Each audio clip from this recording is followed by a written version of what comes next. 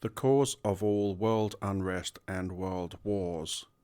This excerpt is from pages 70 and 71 of the book Problems of Humanity by Alice Bailey, published in 1947. It's about the control of the world's resources by a tiny few who keep the rest of us on a rat wheel pursuing meaningless tasks, moving objects around for a living.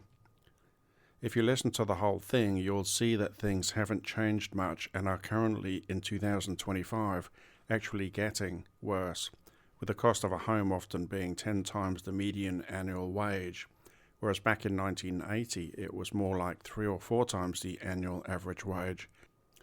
Beginning the quote now. To bring about these happier conditions, one major adjustment must be made and one fundamental change brought about. Otherwise, no hope of peace will be found on earth. The relation between capital and labour and between both of these groups and humanity as a whole must be worked out. The problem is one with which we are all familiar.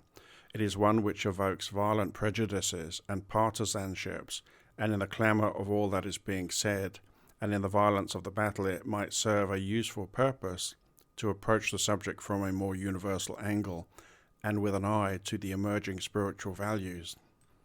First of all, it must be recognized that the cause of all world unrest, of the world wars which have wrecked humanity, and the widespread misery upon our planet, can largely be attributed to a selfish group with materialistic purposes who have for centuries exploited the masses and used the labor of mankind for their selfish ends.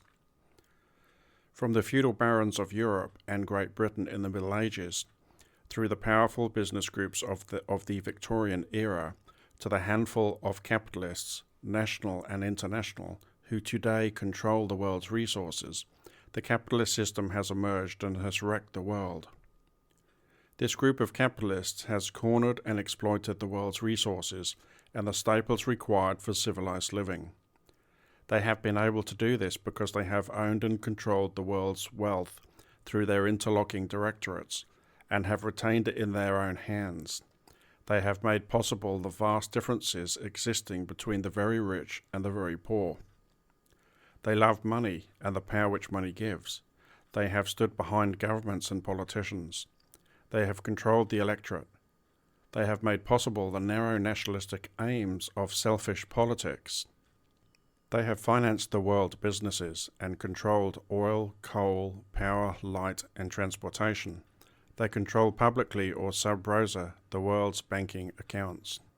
The responsibility for the widespread misery to be found today in every country in the world lies predominantly at the door of certain major interrelated groups of businessmen, bankers, executives of international cartels, monopolies, trusts, and organizations and directors of huge corporations who work for corporate or personal gain. They are not interested in benefiting the public except insofar that the public demand for better living conditions will enable them, under the law of supply and demand, to provide the goods, the transportation, light and power, which will in the long run, bring in heavier financial returns. Exploitation of manpower, the manipulation of the major planetary resources, and the promotion of war for private or business profit are characteristic of their methods. In every nation, such men and organizations responsible for the capitalist system are to be found. The ramifications of their businesses and their financial grasp upon humanity were, prior to the war, active in every land, and though they went underground during the war, they still exist. They form an international group, closely interrelated, working in complete unity of idea and intention, and knowing and understanding each other. These men belong to both the Allied nations and the Axis powers. They have worked together before, and through the entire period of the war, through interlocking directorate, under false names, and through deceptive organizations, aided by neutrals of their own way of thinking.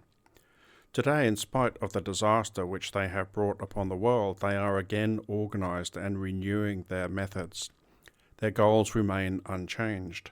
Their international relationships remain unbroken. They constitute the greatest menace mankind faces today. They control politics, they buy prominent men in every nation, they ensure silence through threat, cash, and fear. They amass wealth and buy a spurious popularity through philanthropic enterprise. Their families live soft and easy lives and seldom know the meaning of God-ordained work. They surround themselves with beauty, luxury, and possessions and shut their eyes to the poverty, stark unhappiness, lack of warmth and decent clothing, the starvation and the ugliness of the lives of the millions by whom they are surrounded. They contribute to charities and church agencies as a salve to their conscience or to avoid income taxes. They provide work for countless thousands, but see to it that these thousands receive so small a wage that real comfort, leisure, culture, and travel are impossible. So basically, DK is here saying that a small group of very rich, evil people control everything, including the starting of all major wars. In other places, DK talks about these people as members of the Black Lodge, as black magicians, and as evil. My question to you is, are you aware of the operations of these evil people lately in the world? These people control mass public opinion. They engineered the Russian-Ukrainian war, probably for land and resources. They engineered the recent scamdemic that began in 2020. They created the clot shots. They want mass depopulation.